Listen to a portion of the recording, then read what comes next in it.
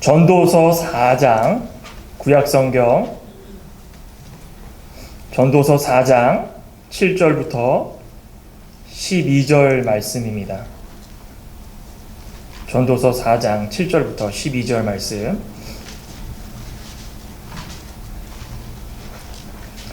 우리 한 절씩 교독하는 게 어떨까요? 우리 말씀에 좀 집중도 좀 하고 한 절씩 제가 한 절, 여러분들이 한 절 교독해서 7절부터 12절까지 마지막 절은 합독하도록 하겠습니다. 전도서 4장 7절부터 12절까지 교독하고 마지막 절은 합독하겠습니다.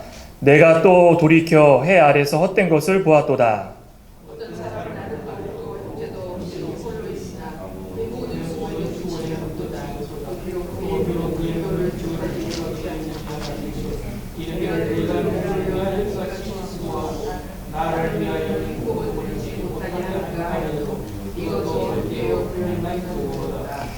두 사람이 한 사람보다 나음은 저희가 수고함으로 좋은 상을 얻을 것임이라.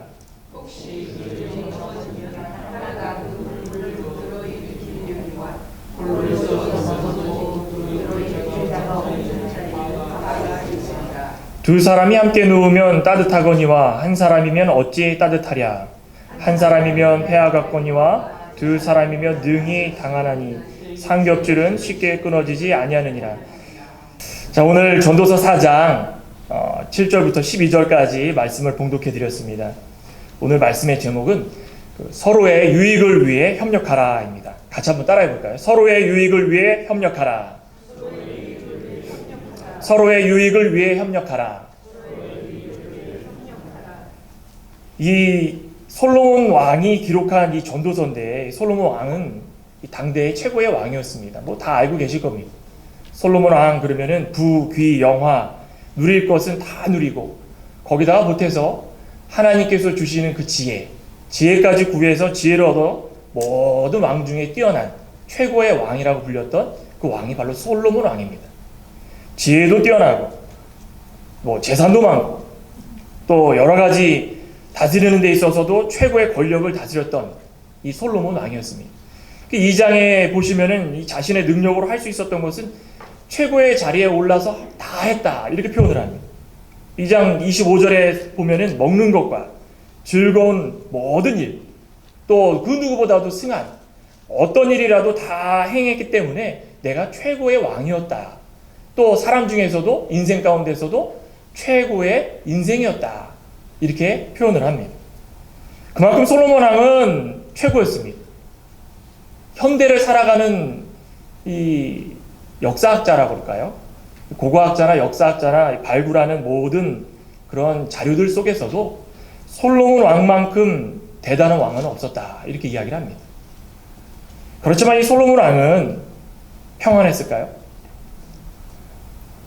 뭐 인생이 그렇게 지혜도 많고 재산도 많았다고 해가지고 만족했을까요?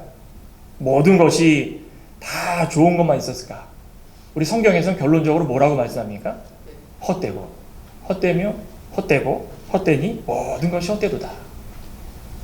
헛된 것으로 결론을 지었던 이 솔로몬 왕의 고백이었습니다.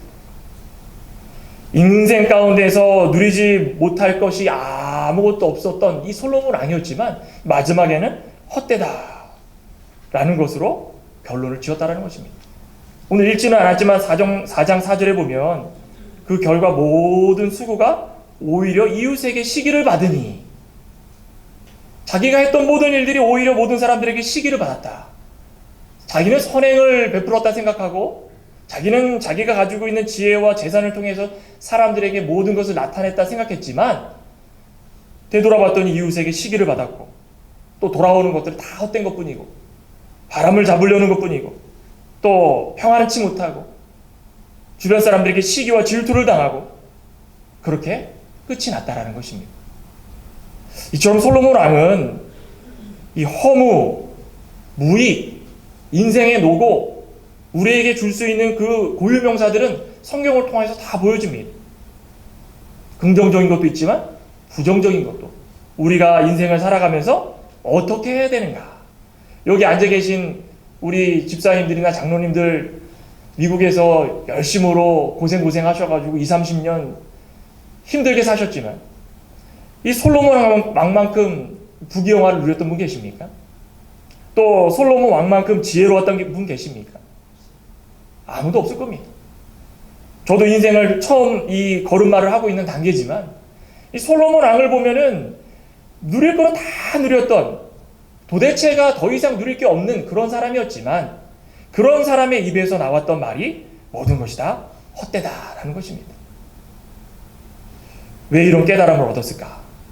생각해 보시기 바랍니다. 저도 이 말씀을 묵상을 하면서 왜 도대체 이런 깨달음을 얻었을까? 요즘 세상 사람들 보면은 그냥 살아가다가 마지막에 자기가 가지고 있는 그 재산을 가지고 쓰다가 자유롭게 세상을 떠나면은 그 누가 뭐라고 하겠습니까? 근데 그게 아니라는 것입니다. 왜 이런 깨달음을 얻었을까? 솔로몬 왕은 철저히 자기 제일주의였습니다.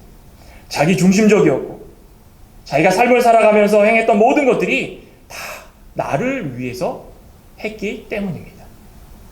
왜 헛된 결론이 났을까? 바로 그것 때문입니다. 이런 점을 볼 때에 저와 여러분들도, 우리 성도들도, 이 성도들이라고 하면은 굉장히 좀 부담 가는 이 명칭 아니겠습니까? 거룩한 무리들이다. 이런 사람들이 절대자이신 하나님을 섬기고 그 말씀에 철저히 복종하고 순복하고 그러고서 사는 것이 우리의 만족이어야 되는데 그렇게 살고 있는가? 또 나만을 위한 삶이 아니라 서로를 위한 삶을 살아가야 되는데 주변 사람들을 돕고 서로 협력하며 생활하고 있는가? 이 솔로몬의 삶을 보면서 한번 돌이켜보길 간절히 소망합니다. 저도 이 말씀을 보면서 이 참된 평안이 무엇인가 한번 생각해보게 되었습니다. 그러면 이 서로 협력하되 특별히도 주의 일에 협력하려면 우리는 어떻게 살아가야 되는가? 또 하나님께서 보시기에 기뻐하시는 삶은 도대체 무엇인가?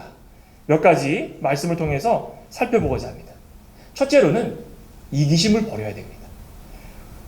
다 알고 계신 말이죠. 이기심.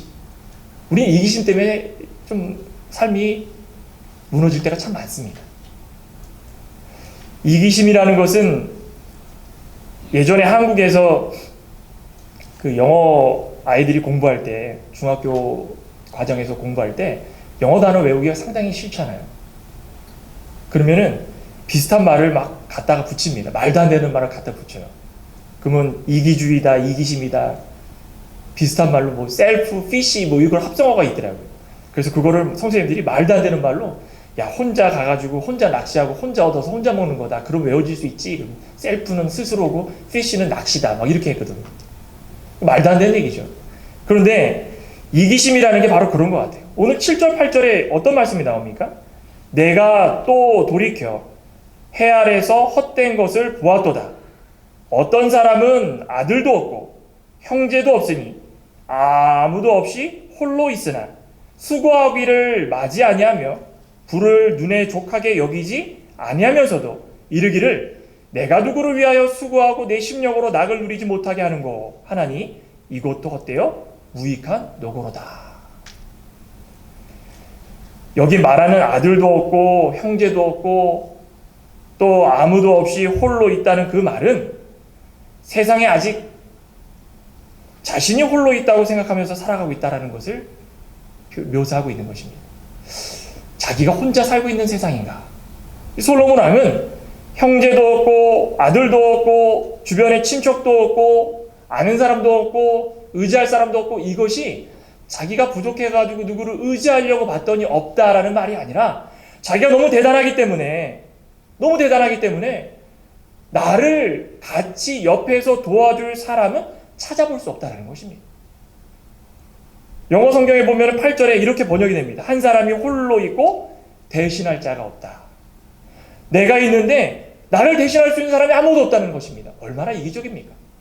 내가 똑똑하고 내가 돈이 많고 내가 가지고 있는 게 너무 풍성해서 너네들이 나를 대신해서 할 수 있는 것이 아무것도 없다. 이해되십니까? 얼마나 이기적입니까? 자신의 만족을 위해서라면 형제도 없고 주변 친구들도 없고 또 심지어 자신이 얻고자 하는 것에 대해서는 다 얻으려기 때문에 그것에 대해서 사람들이 봤을 때 저 정도면 되지 않을까라고 생각해도 그것을 써보지도 못하고 죽을지언정 더 가지려고 노력하는 그 모습이 솔로몬 왕의 모습이었다는 것입니다. 심령의 낙을 누리지도 못하고 마지막에는 헛된 결말을 낼지언정 끝까지 자기만을 위해서 살아갔던, 수고하고 애쓰고 또 모든 것을 하되 자신이 만족하면 그것으로 만족한다 라는 것이 솔로몬 왕의 모습이고 결론이었다는 것입니다. 그걸 얼마나 후회했겠습니까? 헛되고 헛되며 헛되고 헛되니 모든 것이 헛되도다. 왜 그런 결론이 났는지 이해가 될 정도입니다. 여러분들, 요즘 세대, 미국 사회는 제가 온 지 한 2주밖에 안 됐기 때문에 잘 모르겠습니다. 근데 한국 사회는요, 요즘에 혼자 사는 게 추세가 되었습니다. 혼자라는, 그게 어떻게 보면 젊음의 아이콘이 되었습니다. 혼자 사는 거. 그래서 혼밥, 혼영, 홈커피, 홈캠 들어보셨습니까? 젊은 분들은 아마 아실 겁니다. 혼밥이 무엇입니까? 혼자 밥 먹는 거. 홈캠이 뭡니까? 홈캠? 혼자 캠핑하는 거. 혼영이 뭡니까? 혼자 영화 보는 거. 홈커피, 혼자 커피 먹는 거. 너무 자연스럽게 되었습니다. 그래서 사람들이 이제는 활동하는 가운데 누가 자신의 그 가는 방향 속에 끼어드는 것을 상당히 꺼려합니다. 그래서 결혼도 하기 싫어하고 돈만 벌 수 있다면 혼자 사는 만족하고, 그래서 독신 아파트나 또 독신 주택이나 그런 모든 것들이, 편의시설들이 많이 생겨나기 시작합니다. 불과 몇십 년 전에 일본이 행했던 일들이죠. 편의점 가보면 1인식. 한국도 그렇습니다. 너무나 혼자 사는 세상이 되어버렸습니다. 그러니 그에 따른 부작용이 있겠습니까? 없겠습니까? 분명히 있습니다. 혼자 살면 좋은 것 같은데 부작용이 있습니다. 대화가 단절되고요. 또 결혼이 하기 싫어지고요. 대인관계에 있어서 어려움을 겪는 사람이 생기고 점점 이기적으로 변화되기 시작한다는 것입니다. 자기가 하고 있는 일에 누가 끼어들면 화가 나고, 자기가 하고 있는 일이 내가 만족하면 그만이고 저 사람이 피해를 입어도 그것은 신경 쓰지도 않습니다. 내가 때리고 싶으면 화 풀리면 때리고, 내가 밥을 먹다가 맛이 없으면 집어 던지고, 나만 만족하면 되는 것입니다. 식당에 가가지고 맛이 없으면 음식을 왜 이런 식으로 합니까? 집어 던지고 나오고. 식당 주인은 얼마나 속이 상하고 힘들겠습니까? 스트레스 받겠습니까? 그래도 나만 만족하면 그것으로 만족한다는 것입니다. 이게 요즘 세상입니다. 아마 미국 사회도 이기적인 세상, 또 자기중심적인 사회, 그전부터 계속 그렇게 살아갔을 것입니다. 그런데 우리 믿는 사람들은요, 나만 만족한다고 그것으로 족하지 말아야 된다는 것입니다. 내가 하고 있는 일이 생각처럼 잘 안 돼도, 내가 하고 있는 일이 저 사람이 조금은 좀 이해를 하고 싶을 정도로 다가가서 얘기를 해도 이해하지 못할 그런 일이라도 내가 조금 참고 그 사람한테 더 다가가고, 또 그 사람에게 더 다가가가지고 나를 이해시키고, 또 그 사람이 이해를 해주면 그것으로 서로 만족하고, 이런 것이 우리 믿는 자들의 참된 모습이 아니겠습니까? 근데 우리는 그렇게 살지 못할 때가 참 많다는 것입니다. 저부터도 마찬가지입니다. 말씀을 아무리 읽어도 결론은 헛되고 헛되며 헛되고 헛되니 모든 것이 헛되도다. 왜 그런 결론을 솔로몬 왕이 했음에도 불구하고 또다시 반복해야 되겠습니까? 우리는 지혜가 없어서 그렇습니다. 하나님께 우리는 이기적이 되지 말게 좀 기도를 해야 되는데, 나만 좀 잘 살도록 기도하고, 나만 좀 평안하도록 기도하고, 나만 잘 되면 되겠다 기도하고, 그렇게 살 때가 너무나도 많다는 것입니다. 여러분들 그 구약성경의 아방 아시죠? 이기심의 끝판왕입니다. 얼마나 이기적이었으면, 그 역대하 18장에 보면 이 유다 왕과 연합해가지고 이제 싸움을 하러 나가려고 합니다. 그런데 이 유다 왕이 봤더니 자기가 봐도 이 싸움에서 승리할 수 있는 조건이 과연 되는가 의심스럽습니다. 그래서 선지자들한테 막 물어봅니다. 아방이 선지자 한 400명을 모아가지고, 야, 나가서 내가 싸우랴 말랴. 이게 무슨 뜻입니까? 싸우랴 말랴. 그러면 내가 나가도 되겠느냐 안 되겠느냐가 아니라 내가 나갈 건데 너네들이 나를 전쟁에서 이긴다라고 이야기를 해라. 이겁니다. 그러니까 400명의 선지자들이 뭐라고 합니까? 야, 올라가소서, 올라가소서. 만족합니다. 그랬더니 옆에 있던 유다 왕이 이게 조금 뭔가 문제가 있는 것 같습니다. 아왕이요. 또 선지자가 없습니까? 아니, 선지자가 있긴 있어. 선지자가 있긴 있는데 미가야라는 선지자인데 항상 무슨 예견만 하면은 나한테 안 좋은 것만 이야기를 하고 좋은 건 하나도 얘기를 안 해. 그래도 좀 와서 좀 물어봐야 되지 않겠습니까? 아이고, 마음대로 해라. 그 데리고 옵니다. 아왕이 물어봅니다. 내가 전쟁을 나가랴 말랴. 무슨 뜻입니까? 내가 물어봤으니 너는 내가 나가도록 좋은 뜻으로 이야기를 해라. 이 뜻입니다. 그랬더니 이 미가야 선지자는 그렇게 이야기 안 합니다. 끝까지 물어봅니다. 또 물어봅니다. 언제까지 물어봅니까? 자기가 원하는 대답이 나올 때까지 물어보는 겁니다. 마지막에 뭐라고 얘기합니까? 올라가십시오. 올라가십시오. 갔습니다. 근데 전쟁을 막 하고 있는데 아합왕이 유다왕한테 그렇게 이야기합니다. 야, 내가 가서 이 전쟁을 하는데 사람하고 전쟁을 하다 보면은 왕이 누군지 알지 않겠느냐. 그럼 내가 변장을 하겠다. 변장을 해가지고 그 군중 이 무리 속으로 들어갑니다. 야, 이렇게 하면 내가 안 보이겠지. 분명히 선지자들이 400명이 날 전쟁에 나가면 이긴다고 했으니까 내가 이 숲에 들어가가지고 이기는지 안 이기는지 봐야 되겠다. 그런데 웬걸 저기 봤더니 상대편에서 병사 한 명이 아무 생각 없이 활을 딱 쏩니다. 그 활이 어떻게 됩니까?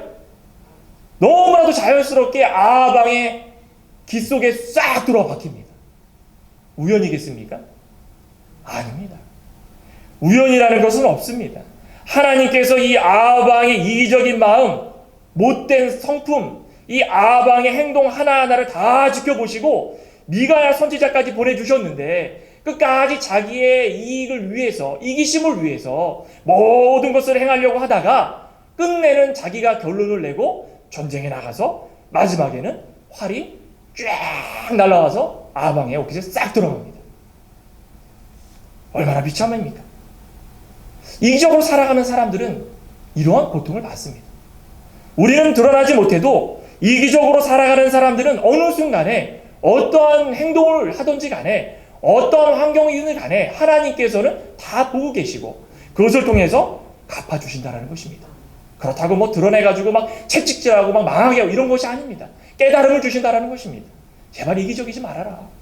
주의 일에 협력하기 위해서 우리가 어떻게 해야 되는가 그것을 좀 깨달아라. 그걸 말씀하고 계시는 것입니다.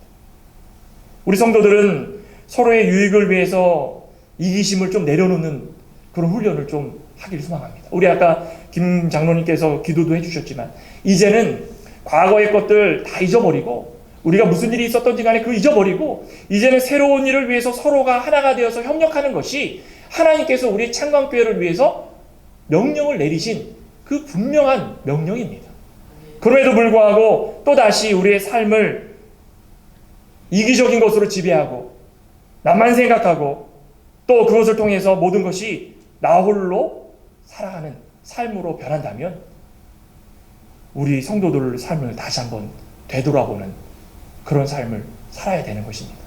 우리는 참 이기적인 그런 삶을 살 때가 참 많았습니다. 예수님은 공생의 기간 동안에 이기적인 모습 보이셨습니까? 다 내려놓으셨죠. 그걸 좀 닮아가면 참 좋을 텐데 참 그게 닮기가 참 힘듭니다. 저와 여러분들은 좀 닮아가길 소망합니다. 저와 여러분들은 좀 오늘부터라도 좀 내려놓는 그런 훈련을 좀 저와 함께 좀 해나가길 간절히 소망합니다. 우리 8절에 보시면은 그러면서 이렇게 말씀을 합니다. 내 심령에 낙을 누리지 못하게 하는 것. 왜 노력해도 심령에 낙을 누리지 못할까? 2장 24절에 봤더니 사람이 먹고 마시며 수고하는 가운데서 심령으로 낙을 누리게 하는 것보다 나은 것이 없나니 내가 이것도 본즉 누구의 손에서 나는 것입니까? 하나님의 손에서 나는 것입니다. 하나님의 손에서 나는 것임에도 불구하고 자꾸 자기가 노력해가지고 하려고 하니까 심령의 낙을 누리지 못하는 것입니다. 만족이 없다는 것입니다. 이제 두 번째로 볼 수 있는 것은 우리가 주의 일에 협력하려면 자신의 연약함을 인정해야 되는 것입니다. 우리 9절부터 제가 한번 읽어보도록 하겠습니다. 두 사람이 한 사람보다 나음은 저희가 수고함으로 좋은 상을 얻을 것임이라. 혹시 저희가 넘어지면 하나가 그 동물을 붙들어 일으키려니와 홀로 있어 넘어지고 붙들어 일으킬 자가 없는 자에게는 화가 있으리라. 두 사람이 함께 누우면 따뜻하거니와 한 사람이면 어찌 따뜻하랴. 당시에 이 중동 지방에는요, 이 밤에는 추위와 싸워야 되고 낮에는 더위와 싸워야 되는 그런 힘든 시간들을 보냈다고 합니다. 뭐 저는 중동을 안 가봐서 잘 모르겠지만 이 내용들을 보면 굉장히 이 낮과 밤의 추위와 더위 때문에 힘들어한다, 이런 자료들이 있습니다. 또 낮과 밤의 이 추위와 더위만 힘들겠습니까? 강도의 위험, 또 야생동물의 위험, 여러 가지 위험들이 계속적으로 도사리고 있다는 것입니다. 그러한 환경 가운데서 혼자 여행하다가 너무너무 힘들면 누구를 의지해야 되겠습니까? 혼자 여행하다는 것은 너무 힘든 일이고 위험에 처할 수밖에 없는 일이고 할 수 있는 것이 혼자 할 수 있는 것밖에 없는 정말 외로운 길입니다. 그래서 누구를 의지하겠습니까? 신앙생활은요, 저보다 몇십 년 신앙생활을 하신 분 많이 앉아 계시지만 신앙생활은요, 이 중동지방의 환경과 같다라는 것입니다. 홀로 걷다가 밤의 위험, 낮의 위험, 더위의 위험, 추위의 위험, 강도의 위험, 또 도사리는 야생동물의 위험, 두려움의 위험, 고통의 위험, 여러 가지 이 위험과 고통에 따르기 때문에 신앙생활이 쉽지 않다는 것입니다. 신앙생활이 쉬우면은 누가 못하겠습니까? 나와가지고 기도해서 하나님 은혜 주시고 복 주시옵소서. 그리고 일주일 동안 살다가 마음대로 살다가 또 와가지고 하나님 은혜 주시고 복 주시옵소서. 그러면 누가 신앙생활 못하겠습니까? 걸어가는 그 길이 누군가가 옆에 있어주면 감사할 정도로 너무 힘들고 어렵고 고난의 일이라는 것입니다. 그때 누가 옆에서 딱 붙들고 있고, 그때 누가 옆에서 나의 힘이 되어주고, 그때 옆에서 누군가가 나에게 강도의 위협으로부터 같이 싸워줄 수 있는 힘이 되어준다면 그거야말로 얼마나 감사한 일이겠습니까? 물론 우리 영적인 길을 걸을 때에 오늘 함께 불렀던 찬양처럼 예수님께서 나의 힘이 되어주시고 나의 동행자가 되어주시고 나의 생명이 되어주시지만 우리가 인생길을 걸어가는 동안에는 우리 주위에 있는 사람들이 우리의 도움자가 될 수밖에 없다는 것입니다. 하지만 우리는 자신의 연약함을 먼저 인정하지 못합니다. 자기가 내려놔야 됩니다. 자기가 자존심이 너무 강해가지고 내가 연약하고 약하고 할 수 있는 것이 아무것도 없다라는 것을 상대방한테 들키고자 하지를 않습니다. 그러니 힘들고 어려운 길을 걸어가면서 신앙생활하는데 누군가가 나를 좀 도와줬으면 좋겠는데, 살아가면서 내가 힘든데 혼자 힘들고 어렵고 고난의 길을 겪고 있으면서도 불구하고 옆에 사람의 손을 잡으려고 하지 않습니다. 더 강한 척하고 더 아는 척하고 더 많은 척하고 자존심이 자신을 붙들어서 나의 연약함을 더욱더 연약하게 만든다는 것입니다. 오늘 솔로몬이 바로 그겁니다. 솔로몬이 다 갖고 있다고 그래가지고 뭐 마음도 강하겠습니까? 심령의 낙을 누리지 못한다고 그랬지 않습니까? 심령이 연약한 겁니다. 만족이 없습니다. 걸어가는데 불안합니다. 항상 내가 무엇을 해도 내 만족이 없고 불안하고 연약한 것 같고, 그래도 내가 자존심을 내려놓지 못하고 누군가가 옆에 있을 때 나 좀 도와주십시오라고 할 수 있는 말이 없기 때문에 그 말을 못하고 그저 걸어가면서 넘어지고 쓰러지고 혼자서 그렇게 한다는 것입니다. 연약함을 인정하면 오히려 더 좋은 것들이 나옵니다. 오늘 말씀에 무엇이 나온다고 했습니까? 하나는요, 좋은 상을 얻게 됩니다. 자신의 연약함을 인정하면 좋은 상을 얻게 되고 9절의 후반절에 좋은 상을 얻을 것입니다. 그렇게 말씀하지 않습니까? 자신이 연약하기 때문에 상대방이 서로 도와주면 좋은 기회를 서로 줄 수 있는 것입니다. 내가 연약할 때 상대방이 나를 도와주면 그 사람이 상을 받고, 그 사람이 연약할 때 내가 도와주면 내가 상을 받고, 누구로부터 상을 받습니까? 하나님으로부터 상을 받습니다. 당장에 내 앞에 돈이 떨어지는 게 아니라 물질이 떨어지는 게 아니더라도 하나님께서 다 보시고 아시고 상을 마련해 주시는 것입니다. 또 하나 뭔지 아십니까? 각종 위험이 있더라도 화를 면할 수 있습니다. 어디를 가든지 붙들어주며 홀로 있어 넘어지지 않게 하며, 그러지 않습니까? 그 결과가 항상 강도의 위험, 야생동물의 위험 다 보호해 주는 것입니다. 마지막 한 가지는 위로의 도움을 받는다. 추위, 더위, 추우면 서로 감싸 안고, 더우면 서로 부채질해 주고, 서로가 서로를 위해서 말벗이 되어주면서 지친 길을 끝까지 가게 만들고, 우리 신앙생활에 있어서 내가 지치고 힘들 때마다 누가 옆에서 부채질해 주고, 누가 옆에서 따뜻하게 감싸주고, 누가 힘들 때 말벗이 되어주고, 기도의 동역자가 되어주고, 찬양의 동역자가 되어주고, 말씀을 서로 나눌 수 있는 동역자가 되어줄까? 그러면서 서로 기쁨과 은혜를 넘치게 받을 수 있을까? 우리 한번 깊이 한번 생각해 볼 필요 있습니다. 사도 바울도 그렇지 않았습니까? 자기가 홀로 갈 때마다 혼자 갔습니까? 주위 동역자들이 너무나 많았습니다. 자기가 약해지면 약해질수록 하나님께서 그 약함을 강하게 만들어주시고, 동역자들을 붙여주셔서 그 동역자들이 자신의 힘이 되어주고, 발이 되어주고, 연약한 심령을 강하게 만들어줬다는 것입니다. 여러분, 금속 가공하는 거 보신 적 있으십니까? 저도 이 화면만을 통해서 봤는데, 금속 가공을 하는데, 이 금속 가공을 하면 금속 가루가 굉장히 미세해서 눈에 보이질 않는다고 합니다. 미세먼지처럼 공중에 막 날아다니다가 그게 코로 들어가가지고 폐에 다 달라붙어서 나중에는 이 폐를 굳게 만든다고 합니다. 그래서 금속 가공하는 사람들이 이 마우스 피스를 이렇게 끼고 그러고 일을 한다고 합니다. 그러면 이 마우스 피스가 이 들어오는 이 모든 금속 가루를 조금 막아줘서 그나마 이 폐를 보호해주는 그런 기능을 할 수 있다는 것입니다. 저는 이것을 보면서요, 자, 이 미세한 가루, 미세먼지, 요거 하나도 막을 수 없는 우리 인생입니다. 마스크 쓰고, 지금은 뭐 코비드 때문에 마스크 쓰고 있지만 한국은요, 미세먼지 때문에 365일 마스크를 쓸 지경입니다. 마스크를 안 쓰면 폐가 위험해진다, 뭐 안 좋아진다, 그 마스크를 계속 씁니다. 그게 연약한 게 우리의 인생입니다. 미세먼지 하나 막지 못하는 게 우리의 인생인데, 우리가 뭐가 잘났다고 자기의 연약함을 드러내지 못합니까? 이렇게 우리가 연약함을 드러냈을 때 우리 주위에 있는 사람들은 무슨 역할을 해야 되는 것입니까? 바로 이 마우스피스 역할을 해야 되는 것입니다. 서로 막아주는 것입니다.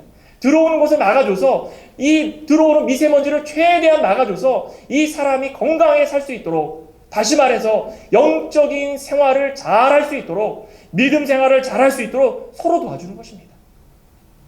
그게 우리의 본분입니다. 우리 사랑하는 창강교회, 제가 이제 3번째 방문하는 거죠. 추수감사절하고 그 전주하고 이제 이번 주하고. 저는 한 분 한 분 잘 모릅니다. 제가 기껏 알아봐야 우리 전장로님, 또 임건사님 2분, 또 우리 효진자매, 또 안월순 전사님, 다른 분들은 제가 깊이 잘 모릅니다. 그렇지만 신앙생활에 있어서는 똑같습니다. 신앙생활에 있어서는 너나 나나 할 것 없이 서로 한 형제고 한 자매고, 서로가 서로를 위험으로부터 보호해 줄 수 있는 그것이 우리의 본분이라는 것입니다. 그러니 이제부터라도 우리 창광교회는 앞으로 나아가기만 합니다. 좀 더 힘을 내서 그렇게 나아갈 때에 오늘 이 서로의 유익을 위해 협력할 수 있는 이 마지막 단계가 우리에게 분명히 임할 수 있습니다. 그게 뭐냐? 믿음으로 연합하는 것입니다. 믿음으로 연합할 때에 주의 일에 협력할 수 있는 것입니다. 우리 12절 마지막 절 같이 한번 읽어보겠습니다. 한 사람이면 해하겠거니와 두 사람이면 능히 당하나니 삼겹줄은 쉽게 끊어지지 아니하니라. 여러분들 이 공생이라는 말 들어보셨습니까? 공생? 공생이 공동의 운명 아래 같이 사는 삶이다, 또는 서로의 인생을 도우며 사는 삶이다.